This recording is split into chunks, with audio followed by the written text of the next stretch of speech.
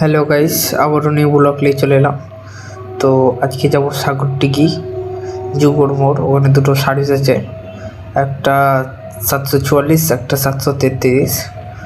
তো চলো যেতে যেতে কথা হচ্ছে।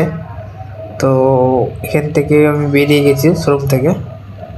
তো এখন যে মুড়ি খাবো, মুড়ি খেয়ে বেরাবো আবার।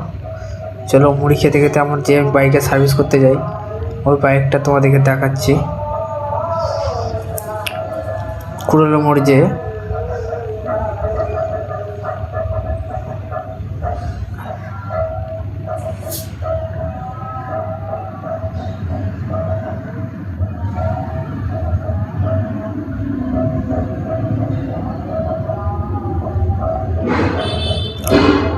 তো ঢুকে গেছি। এই দেখো আমার বাইক, সামনে কারো মালগাটো নাই, কোম্পানির বাইক। দুটো সার্ভিস আছে, তোমাদেরকে বলে দিলাম, দুটো বাল্টি। তো মুড়ি খেয়ে বেরিয়ে গেছিলাম আবার শেখদিঘি দিয়ে। শেখদিঘি হয়ে পাউলি হয়ে খেরুর হয়ে করাইয়া হয়ে ঠাকুরপাড়া হয়ে বেরিয়ে গেছিলাম।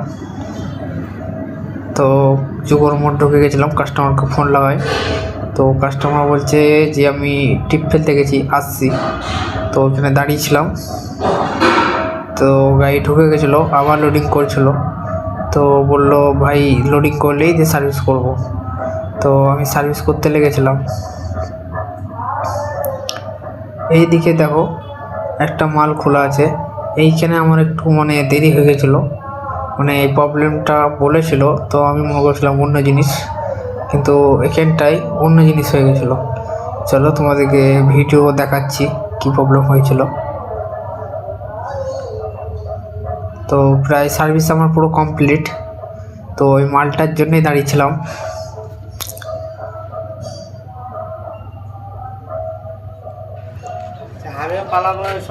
এই দেখো এখানে হলো মেন টপিক, গেজ কাঠিটা দেখতেই পেলা কতটা গিয়ার মোবিল কতটা বেশি ছিল। এই দেখো ওই পাশ দিয়ে গিয়ার অয়েল আসছিলো, অয়েল সিলটা কেটে গেছিলো বলে গিয়ার অয়েলটা আসছিলো। তো গাড়ি প্রায় কমপ্লিট করে দিয়েছি।